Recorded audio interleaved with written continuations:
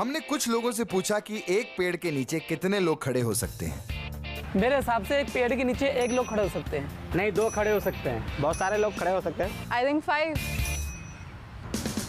एक भी नहीं, 2 बैठ सकते हैं और 1 खड़ा हो सकता है। अच्छा, पर मुझे तो लगता है कि एक पेड़ के नीचे 10,000 लोग खड़े हो सकते हैं। ईस्ट इंडिया कंपनी ने 1773 में कोलकाता को अपनी राजधानी बनाई। ऑफ कोर्स तब उसे कलकत्ता कहते थे। और 14 साल बाद 1787 में जब कलकत्ता में Acharya Jagadish Bose Indian botanic garden बना, तब किसी ने यह नहीं सोचा था कि एक दिन यहां एक पेड़ का वर्ल्ड रिकॉर्ड बनेगा।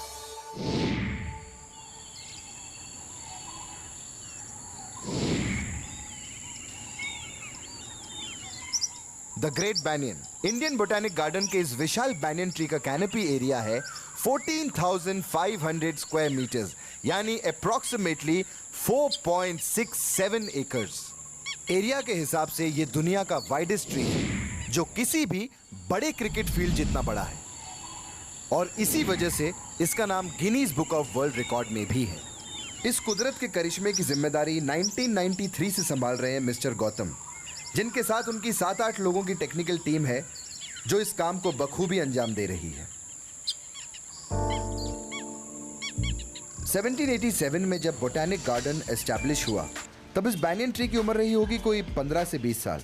और अगर इस हिसाब से चलें तो इस ग्रेट बैनियन ट्री की एज है मोर देन 250 ईयर्स। 1850 में जब पहला सेंसस हुआ था, इसके टोटल प्रॉप रूट थे 89 और टोटल कैनोपी सर्कमफ्रेंस था 240 मीटर्स। प्रॉप रूट वो जड़ें होती हैं जो टहनी और तनों से निकलती हैं और मिट्टी में अपनी पकड़ बना लेती हैं, जिससे पेड़ को और सपोर्ट मिलता है। लेकिन वक्त के साथ banyan tree the great banyan tree बन गया और पेड़ों में मिसाल बन गया। आज इसकी 3,772 प्रॉप रूट हैं और कैनोपी सर्कमफ्रेंस है 486 मीटर्स और इसकी ब्रांच की ऊंचाई है 24.5 मीटर्स, यानी गेटवे ऑफ इंडिया की हाइट से थोड़ा कम। बरखुरदार, इससे अंदाजा लगाया जा सकता है कि ग्रेट बैनियन ट्री की ग्रेटनेस वक्त के साथ कितनी बड़ी है। 1884 और 1887 में इस एरिया में 2 जबरदस्त साइक्लोन आए। उन 2 साइक्लोन्स की इंटेंसिटी इतनी ज्यादा थी कि ग्रेट बैनियन ट्री का मेन ट्रंक इन्फेक्टेड हो गया, जिसे न चाहते हुए भी 1925 में काटकर अलग करना पड़ा। क्योंकि अगर उसे एम्प्यूटेट नहीं करते तो वो इन्फेक्शन बैनियन ट्री के दूसरे पार्ट्स में फैल जाता और आज ये ग्रेट बैनियन ट्री हमारे सामने नहीं होता। ग्रेट बैनियन ट्री ने अपनी फैमिली को एक्सटेंड करते हुए यहाँ एक इकोसिस्टम बनाया हुआ है, जिसमें अलग अलग फ्लोरा और फौना है। यहाँ बर्ड्स की 87 स्पीशीज दिखती हैं।